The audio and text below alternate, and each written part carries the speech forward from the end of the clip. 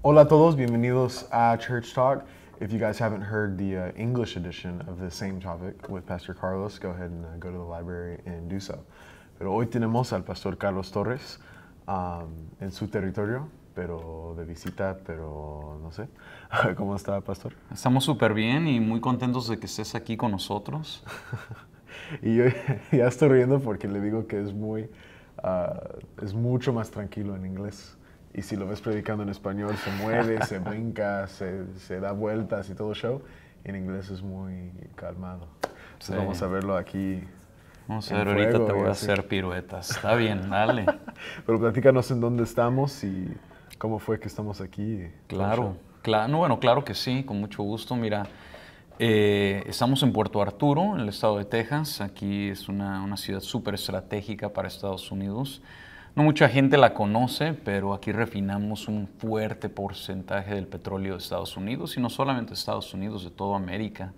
Entonces, bueno, hace 20 años Dios nos trajo acá, de la ciudad de Dallas, y pues tenemos el próximo año, tenemos 20 años o cumplimos 20 años aquí en la ciudad de Puerto Arturo, pastoreando esta increíble iglesia. Viviendo de playa y de vacaciones y Sí, bueno, sufriendo en el paraíso. no hay muchas playas, no hay montañas, no estamos aquí por la estética, estamos aquí por la gente realmente. Pero felices de estar aquí sirviendo al Señor, y es un honor, ¿verdad?, estar aquí. Pues platícanos de un poco de tu testimonio, de dónde Claro. eres y cómo fue que fuiste creado y tu acento y todo eso. Bien. Bueno, ¿cuál acento? ¿Qué por te eso. pasa? No. Mira, yo nací en Guadalajara, México, hace unos 46, 47 años, y mis padres emigraron a Estados Unidos cuando yo tenía 4 años de edad. Y bueno, ellos llegaron a un lugar llamado Santa Bárbara, California, que por cierto, tu papá vivió ahí un tiempo. Y bueno, ahí crecí, ahí toda mi primaria, secundaria y preparatoria fue hecha ahí. Hasta los 19 años ahí viví. A los 18, mejor dicho, me fui de Estados Unidos a México a radicar allá. En este punto de mi vida yo no conocía al Señor, no había crecido en la iglesia como el típico latino. Tenía pues cierta forma de religiosidad, la estampa de católico, pero bueno, no conocía realmente al Señor. Llego a Guadalajara y las intenciones era probarme para un equipo de fútbol. Bueno, ahí me despertaron rápidamente al decirme que nomás no tenían el material para hacer el equipo. Entonces pensé, bueno, ¿qué puedo hacer? Di clases de inglés por un tiempo. Ahí me rodeó el Señor de gente cristiana, gente que conoce al Señor, y ellos me empezaron a invitar a la iglesia. Y bueno, una cosa se dio a la otra. Recibí una invitación ese mismo día que fui a la iglesia por primera vez. El Señor me salvó.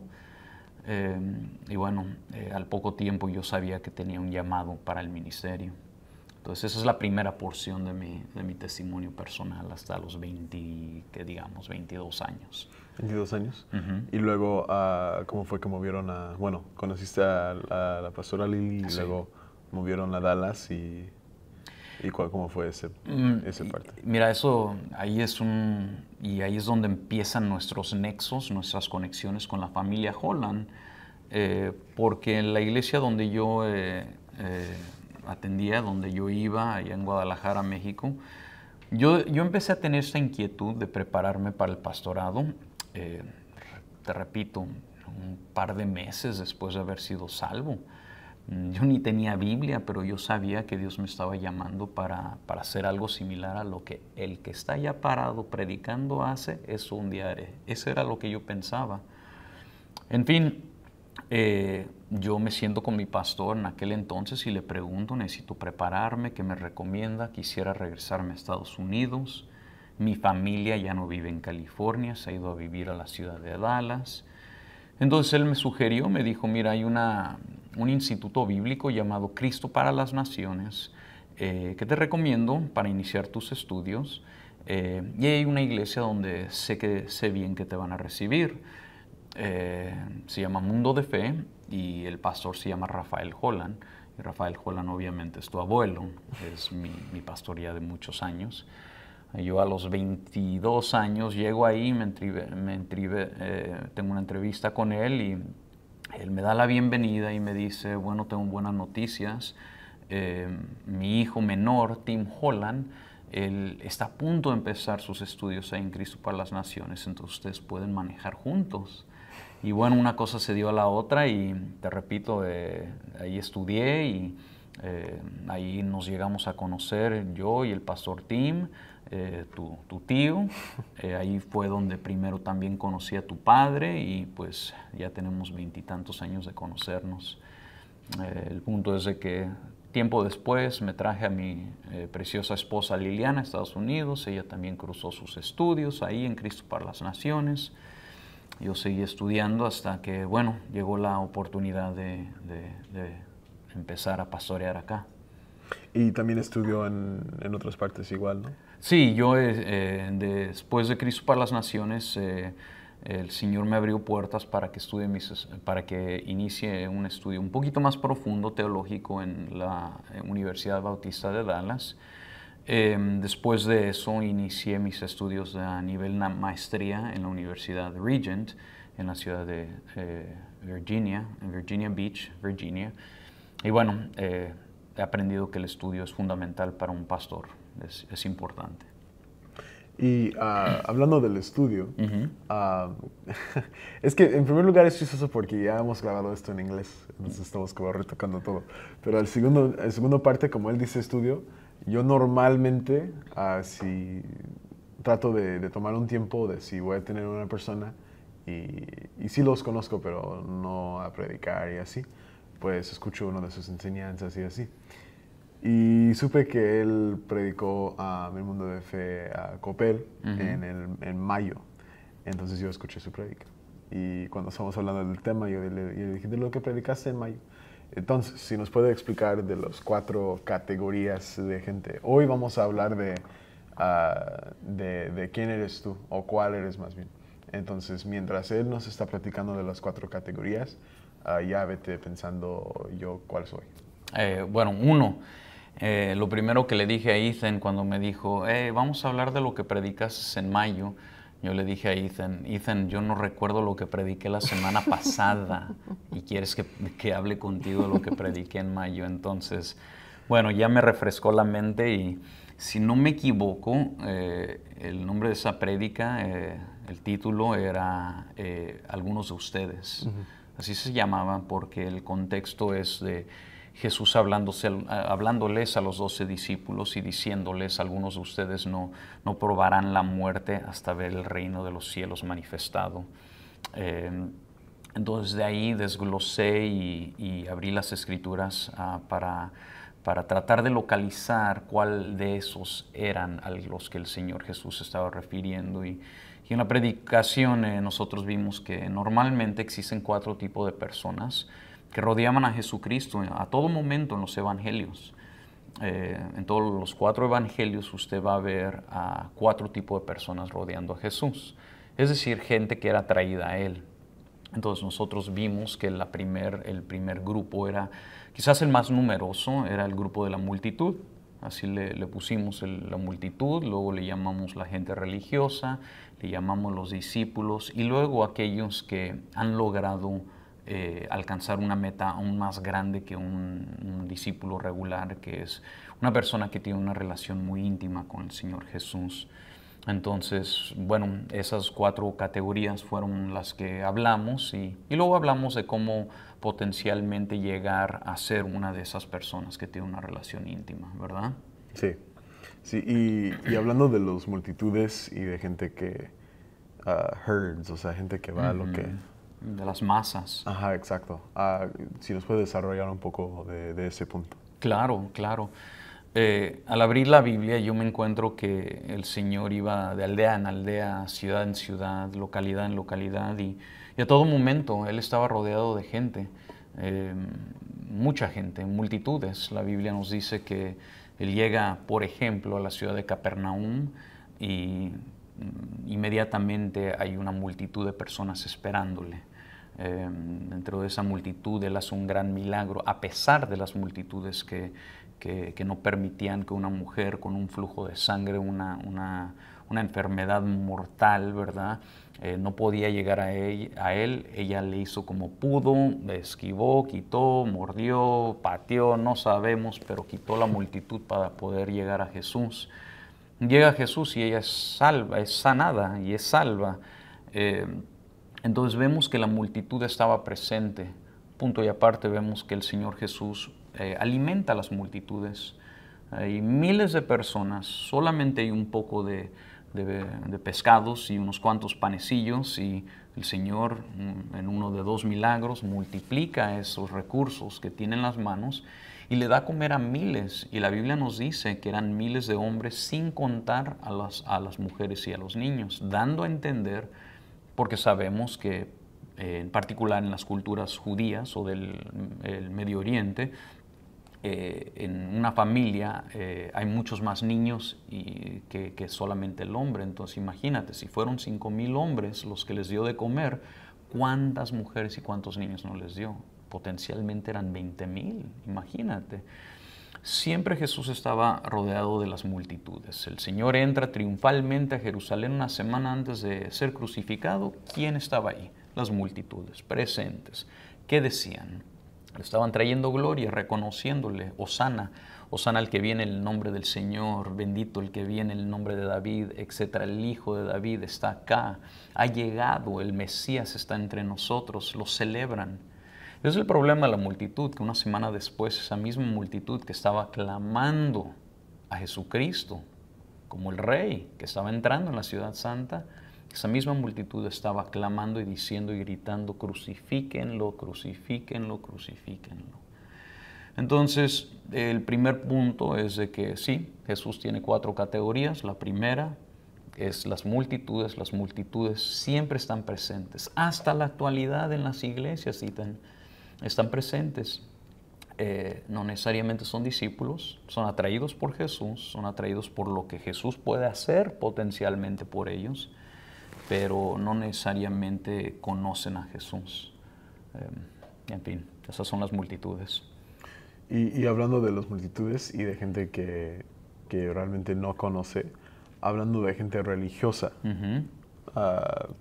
¿cómo es su definición de, Claro. según esas 4 categorías de la gente religiosa? Bueno, una vez más, insisto, si uno estudia los evangelios, los religiosos, y los llamamos religiosos, la Biblia no los llama religiosos, tiene otros nombres para ellos, ahorita te los doy, pero siempre estaban presentes, siempre estaban examinando, siempre estaban preguntando, preguntas capciosas. Estaban tratando de que Jesús caiga, le preguntaban: ¿es lícito sanar en el día de reposo? Cosas así que estaban diseñadas para hacer que el Señor tropiece. El punto es de que a todo momento había gente religiosa alrededor de Jesús, y sigue siendo el caso. En las iglesias hay multitudes, gente que no tiene una relación con el Señor, pero en segundo lugar hay gente religiosa. En los tiempos del Señor, el desarrollo de las sectas que de repente aparecen en el Nuevo Testamento, porque no las vemos en el Antiguo Testamento. No vemos a los fariseos, a los saduceos, a los escenes, a los escribas, a los herodianos. No los vemos en el Antiguo Testamento. Entonces alguien que estudia la Biblia de repente acaba, ¿no?, su jornada del Antiguo Testamento. Si uno conoce la cronología de la Biblia, el último libro del canon de las Escrituras, entra, es cerrada el Antiguo Testamento, luego entran 400 años que son conocidos como los 400 años de silencio, donde se escribieron algunos libros que documentan esos 400 años, los libros de los Macabeos. Mucha historia ocurrió durante ese tiempo que bueno, funcionó como poner la infraestructura para la venida del Mesías. Pero eran durante esos 400 años que estas sectas religiosas judías fueron desarrolladas. Entonces, cuando abrimos el Nuevo Testamento, nos encontramos con: ¿quién son estos herodianos? Y de repente, ¿quién son estos fariseos? Nunca he escuchado de ellos. Moisés no habló de ellos. ¿De dónde salen? En fin, Para hacer de una larga historia muy corta, los saduceos eran los que controlaban el templo. Eran izquierdistas en su política y en su religiosidad, eran sumamente liberales. Solamente creían en varias porciones del Antiguo Testamento, no en todas. Los fariseos eran los que controlaban la sinagoga, eran los que estaban en las ciudades y en las aldeas. Los herodianos eran gente que obviamente estaba conectado y eran los embajadores y los que le daban consejo a Herodes. Los esenes eran conocidos como el pueblo que estaba en Qumran. Tú has visitado Qumran y se dice que hasta Juan el Bautista quizá fue un esén. Y luego los escribas, los que eran los que escribían Biblia, ¿no? Copiaban Biblia. De repente estos están ahí y según ellos conocen mucha Biblia. Y sí conocían mucha Biblia, Ethan. Los fariseos tenían el Antiguo Testamento memorizado. O sea, conocían más Biblia que tú y yo puestos juntos. Y quizás muchas iglesias puestas juntas. El punto de una persona religiosa es de que toman el texto de la Biblia como un concepto que memorizarse, no un concepto que practicar con humildad. Entonces ellos se memorizaban todos los conceptos. La Biblia desde el Antiguo Testamento habla de Jesús, pero cuando llega Jesús, los religiosos no sabían ni quién era el que estaba delante de ellos. Y hasta la actualidad sigue sucediendo que una persona religiosa, y no lo digo de una manera despreciándoles, para nada, pero conocen mucha Biblia, conocen mucha ley, conocen muchas reglas, muchos conceptos teológicos, pero a veces no conocen el Señor de esos conceptos, que se llama Cristo Jesús. Y luego hablando de discípulos, es lo que queremos, es lo que no queremos y obviamente que queremos, ¿no? Pero desarrollando un poco de ese punto de claro. discípulos. No, obviamente una de las metas nuestras es convertirnos en discípulos y mejores discípulos siempre, cada día de nuestra vida, convertirnos en personas más íntimas, más auténticas, más humildes, que las virtudes de Cristo y su naturaleza se vea a través de nuestra vida, día a día, ¿no? Entonces sí, definitivamente es una meta del cristianismo, de nuestro desarrollo del discípulo, pero en mi teoría no hay que quedarnos ahí, sino que hay un paso más, y eso es de ser un amigo muy íntimo, y ahorita podemos hablar de eso, pero un discípulo es importante. Yo creo que para iniciar uno tiene que considerar las palabras de Jesucristo en cuanto al discipulado.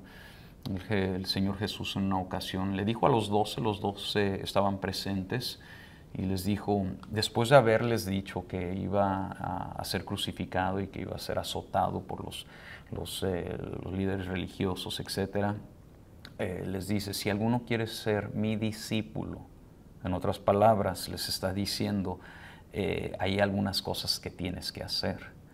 Y luego les suelta 3 cosas que son tremendas, y no se habla mucho de estos 3 conceptos en la iglesia del día de hoy. En primer lugar, si alguien quiere ser mi discípulo, tiene que venir en pos, tiene que negarse a sí mismo, ¿sale? ¿Qué significa eso? Es el concepto de decirnos no a nosotros mismos. Cada uno de nosotros estamos inclinados hacia la maldad, tenemos una naturaleza caída, vivimos en un mundo caído, lleno de tentación, de pecado, de invitaciones a ser transgresores de la ley del Señor.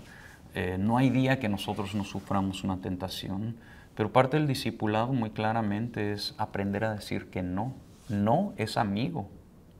Especialmente yo como latinoamericano sé que la palabra no nos es difícil.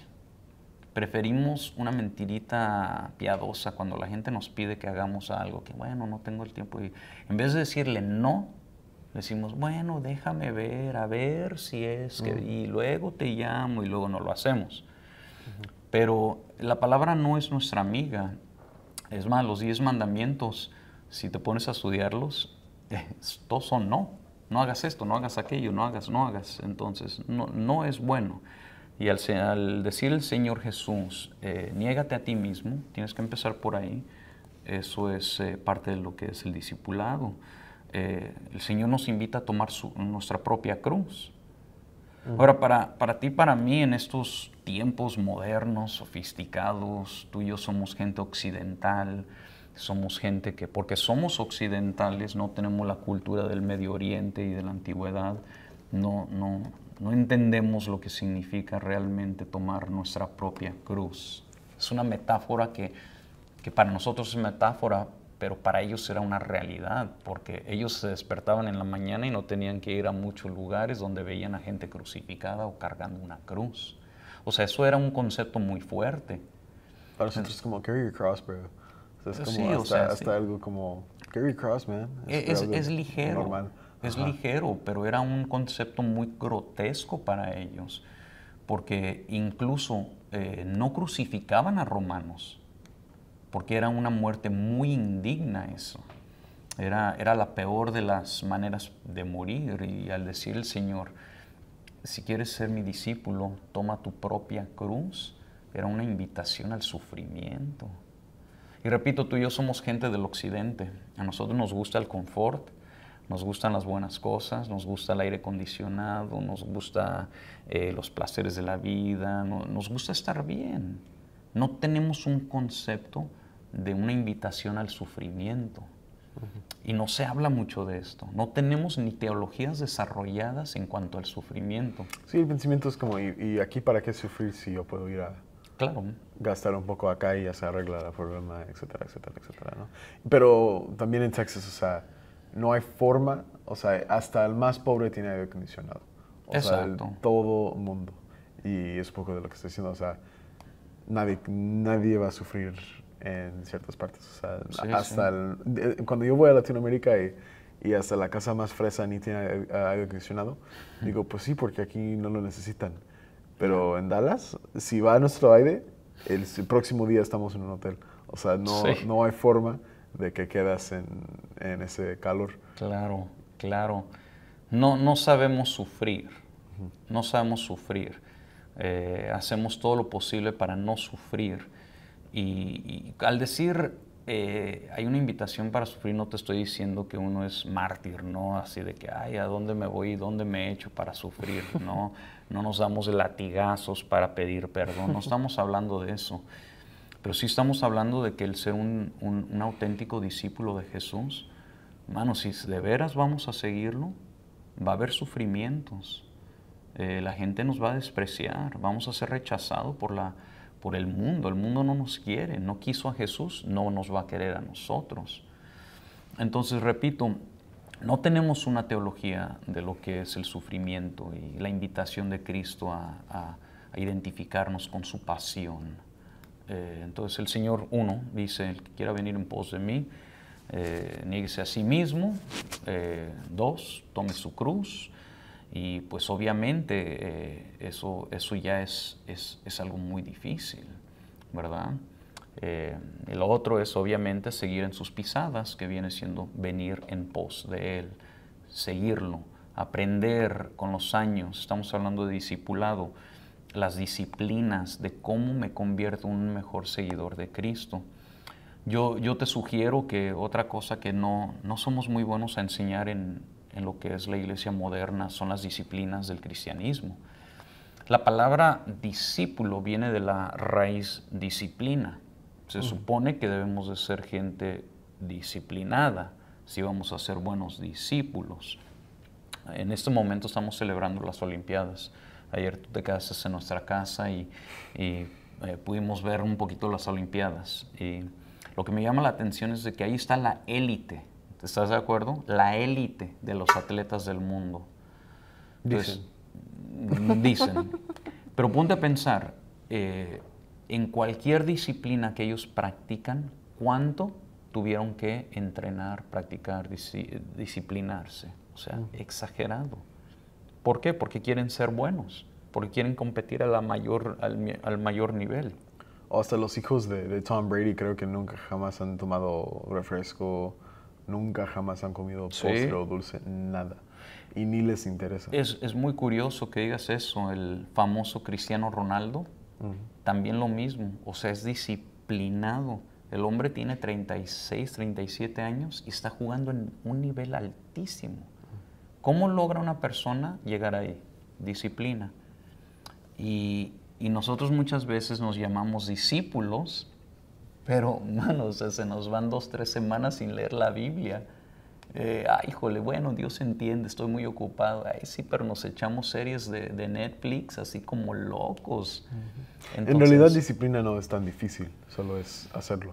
Bueno, para ti, para mí es difícil. Digo, es difícil, pero no debe ser difícil, porque tienes las herramientas y solo, pues, aplícate. Y bueno, uno le va cobrando, le va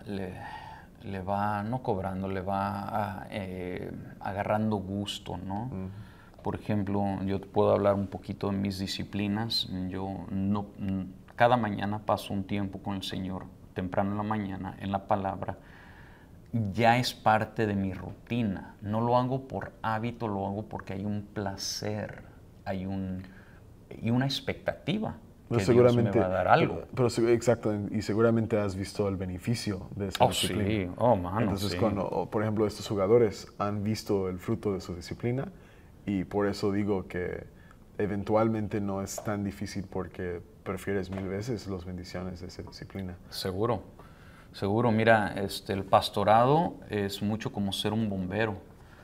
A los bomberos les llaman cuando hay incendios, ¿de acuerdo? O sea, estamos para la seguridad de la gente y estamos para apagar incendios, porque pues todos estamos caídos, matrimonios sufren, hijos sufren, gente se queda sin trabajo, gente necesita consejo bíblico. Entonces, ¿qué les voy a dar, Ethan, si yo no tengo palabra de Dios en mí? O sea, ¿qué consejo humanista les va a servir? Échale ganas, tú puedes. No te des por vencido. Eso no funciona. Es que la gracia de Dios...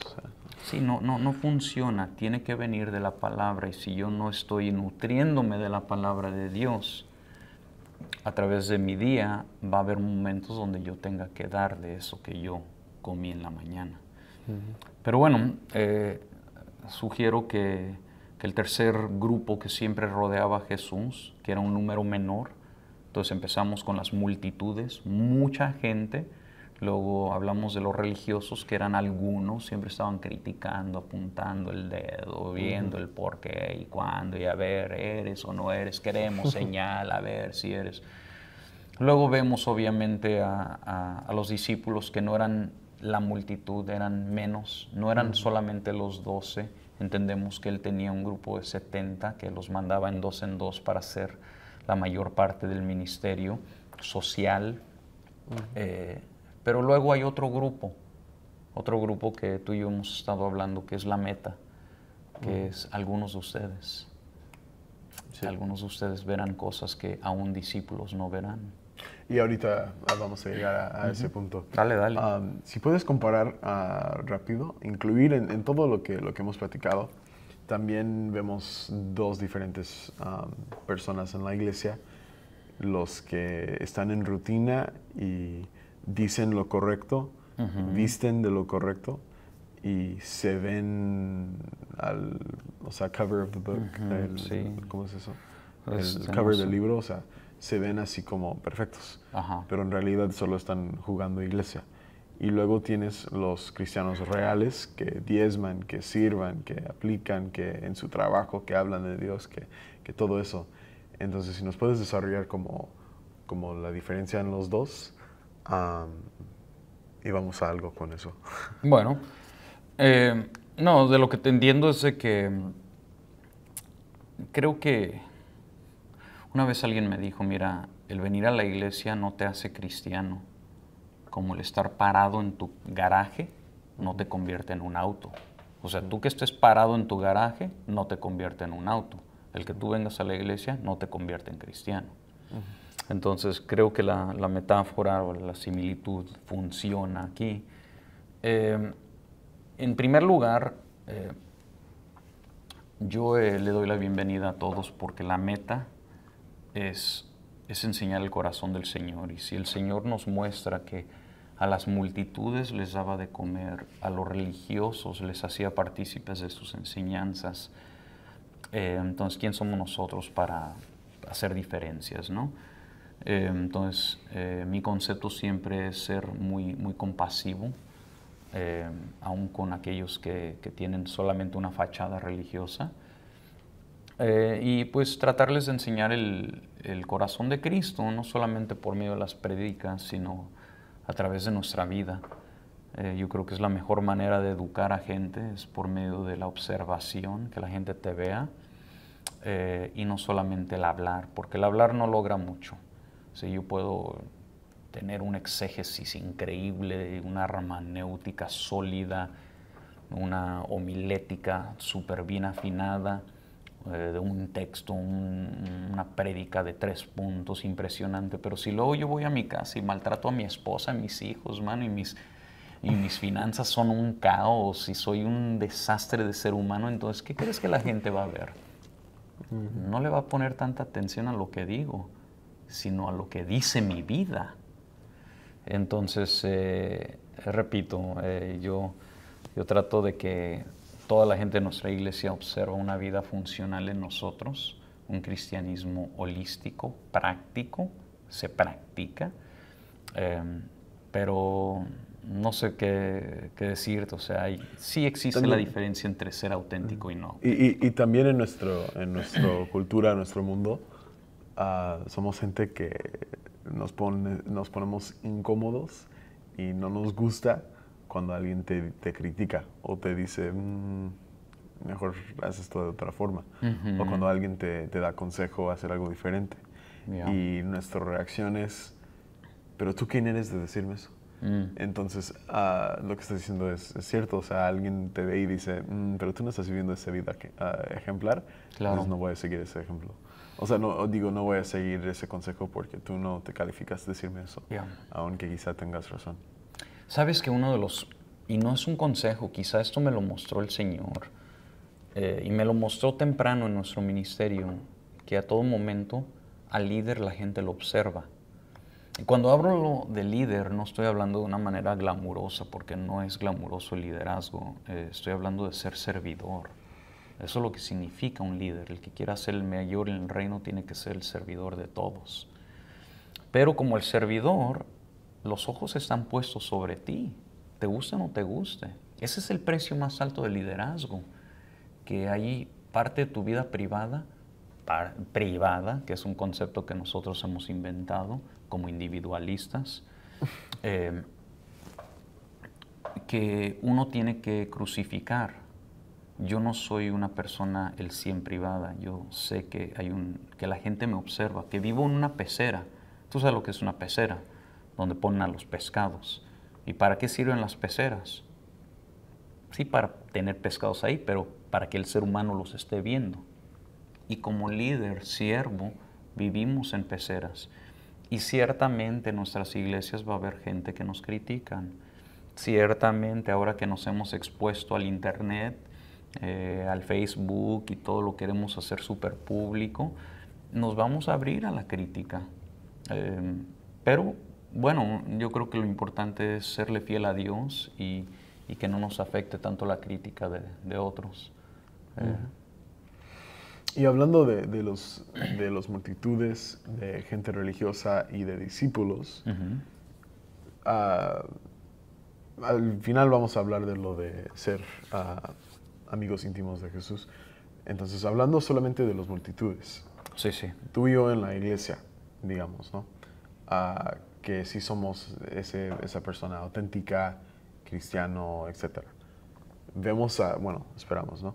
Vemos a la gente que está en las multitudes y los queremos sacar a unirse a ser discípulos. Yeah. Pero ¿cómo es la forma que podemos sacar la gente de multitudes y ponerlos como discípulos y no la gente religiosa? Es una pregunta importante. Tú estás hablando de procesos. Yo solamente te puedo contestar eso de cómo el Señor le hizo conmigo y cómo lo alcanzo a interpretar en la Biblia. Hay el concepto de la comunidad, ¿no? La comunidad es donde vivimos. Tú iniciaste aquí hablando de Puerto Arturo y esa es la comunidad donde Dios me trajo. Dentro de la comunidad, obviamente, la comunidad es compuesta de gente.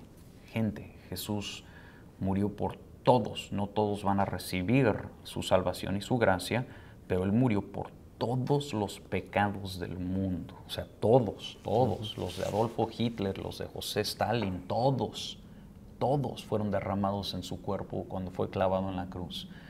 Pero repito, no todos van a recibir la gracia por fe. Entonces nosotros tomamos nuestra comunidad donde Dios nos trajo, que es un radius, ¿no? Un círculo, no sé, de unas 3, 5, 10 millas. Hay gente que tiene más influencia y potencial que uno. Entonces tenemos que de ahí de esa comunidad intentar, como el primer paso del proceso, que lleguen a nuestra iglesia y se conviertan parte de la multitud. En nuestra iglesia tenemos multitud, o sea, no es una multitud enorme, porque pues no es una ciudad enorme, pero yo sé que aún no se convierten en discípulos, pero les llama la atención lo que está pasando. Vienen porque hay pan, porque hay pescado, porque de repente hay presencia del Señor fuertísima, porque hay esto y aquello. Entonces, típico de una multitud.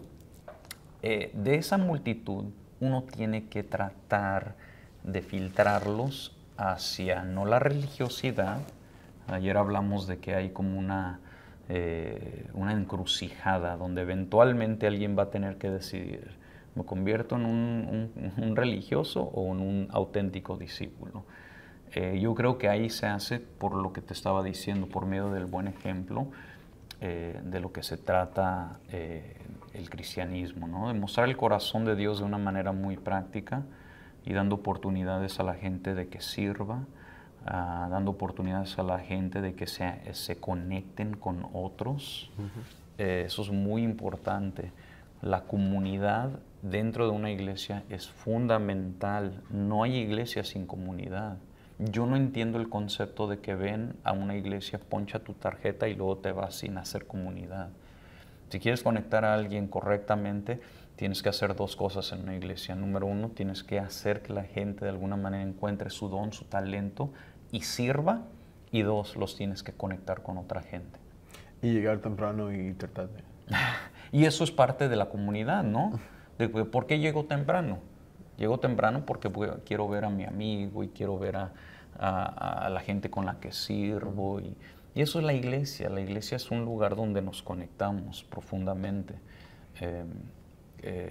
La metáfora que más me encanta concerniendo la iglesia, pues la Biblia nos da diferentes metáforas, el cuerpo, la novia, etcétera, ¿no? Pero la que más me encanta a mí es la familia. Las familias, muéstrame una familia perfecta. No existen. Muéstrame una iglesia perfecta. No existen. No existen. Mira, si tú encuentras la iglesia perfecta, déjame saber para yo hacerme miembro de esa iglesia. Pero no existen. ¿Por qué? Porque somos una familia. ¿De acuerdo? Sí. En fin. ¿Qué más tienes ahí? Pues, en conclusión, ¿no? Hemos hablado del testimonio de Pastor Carlos, ¿no? De los multitudes, de la gente religiosa y discípulos, pero falta una categoría. Entonces, dicho todo lo que hemos hablado, ¿cómo es que podemos llegar a ser amigos íntimos de Jesús? Claro. ¿Y qué es un amigo íntimo de Jesús? Bueno, mira, yo para empezar no pretendo ya haber llegado ahí, hermano. Ahí me identifico con las palabras del apóstol Pablo cuando decía, yo no estoy diciendo que ya llegué ahí, ¿sí? O sea, pero prosigo a la meta, al llamado alto de Cristo Jesús. Entonces, la meta es realmente llegar a conocer la voz del Señor de una manera muy... como cuando nos sintonizamos con un radio, que no hay interferencia, ¿no? Yo creo que el mejor modelo son los tres que seguían a Jesús, Pedro, Juan y Jacob, los hermanos, los hijos de Zebedeo. Estos tres tenían una relación más íntima con Jesús que los 12. Y ellos pudieron lograr ver cosas que los 12 nunca lograron ver. Por ejemplo, Jesús llega a la ciudad de Capernaum y llega Jairo. Jairo es uno de los principales de la sinagoga y le dice, oye, Señor Jesús, por favor, ven a mi casa. Mi hija de 12 años está enferma. Sánala, por favor. Si yo tengo hijas, yo no puedo ni imaginar el dolor del padre. Entonces, mientras va el Señor Jesús a la casa, le vienen y le informan, ya no molestes al Señor, tu hija ha muerto. Y el Señor muy curioso porque Él sabe que la va a ir a resucitar, a hacer uno de los milagros más grandes que Él ha hecho hasta ese punto de su carrera ministerial. Pero hace 3 cosas. Número 1, le dice a las multitudes, multitud, te quedas aquí. 2, a los religiosos les dice, te quedas aquí. 3, a los discípulos les dice, se quedan aquí. Y solamente toma a sus 3 amigos íntimos y les dice, ustedes 3 vengan, ustedes están a punto de ver algo extraordinario. Y Él resucita a esa niña. Los amigos íntimos lograron ver la transfiguración de Jesús. No fueron los 12, no fueron las multitudes, ningún religioso fariseo escén estaba presente. Herodes no estaba ahí, eran 3. Era Pedro, Juan y Jacob, los mismos. Y se transfiguró. ¿Te acuerdas cuando iba a ser crucificado y oró? Estaba orando el Señor. ¿Y qué hace? Deja a los discípulos lejos y a los 3 les dice, vengan ustedes oren aquí conmigo. Ahora se durmieron, ¿no? Pero alcanzaron a ver a Jesús clamando, sangrando, sudando sangre. Entonces, el punto es de que amigos íntimos logran ver cosas extraordinarias. ¿Cómo llegamos ahí? Persiguiendo al Señor, hermano. Es desarrollando una relación súper íntima con Jesús. Es amándolo por quien es Él. Él es nuestro Salvador, nuestro Señor, el que ha amado nuestra alma. Y entre más tiempo pasamos como Él, ¿sabes lo que pasa? Que sus virtudes, su carácter se nos va pegando. Yo me voy a parecer como la gente con la que está alrededor de mí. Punto, no hay otra. Hay un proverbio que dice, anda con sabios, serás sabio, anda con necios, serás destruido. En otras palabras, se te pega. Entonces, si yo paso tiempo con Cristo a través de mis momentos de intimidad con el Espíritu Santo, ¿sabes qué pasa? Que me empiezo a parecer más como Él, mi carácter. El fruto del Espíritu Santo es desarrollado en mi vida. No lo hago por reglas, lo hago porque se me pegó algo. Empiezo a escuchar su voz y a reconocer su voz. No sé si te ha pasado que escuchas la voz del Señor, pero le haces la pregunta, ¿eres tú? A mí me pasa todo el tiempo, de que, ay, jole, creo que es el Señor. Imagínate no tener que decir, creo que es el Señor, sino que, sí, Señor. Ah, ok, gracias, Señor. Ah, bueno, Señor, esto haré. Entonces la meta es convertirnos en amigos fieles y íntimos del Señor Jesucristo, es la meta. Y hay que proseguir a la meta. La meta es conocer a Cristo íntimamente. Y repito, yo no estoy ahí. Quiero estar ahí. Quiero conocerlo más y más. Quiero que mi carácter sea transformado.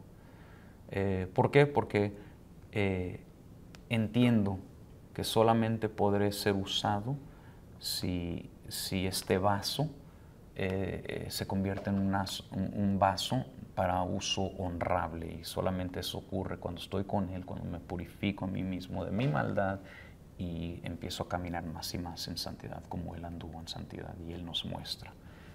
En fin, ¿qué más? Eso es todo. Eso es todo. ¿Lo dije bien? Sí. Perfecto. Sí. A todos escuchando, espero que has podido lograr cuál eres y cuál quieres ser. Y como seguramente estás solo escuchando esto, pues sé honesto, ¿no? No, yo era de la multitud, o no, yo era un religioso, o no. Ya vete, ponen tatuaje y todo ya para deshacerse de... No, no es cierto, pero bueno. Pues a todos viendo, si te gusta inglés, este podcast está disponible en inglés. Está también en todas las plataformas de audio. Entonces, si quieres reescucharla, porque a veces el Pastor Carlos es muy profundo, entonces tienes que escucharlo otra vez. Entonces, en audio está en todas las plataformas que tú vas a saber mejor que yo.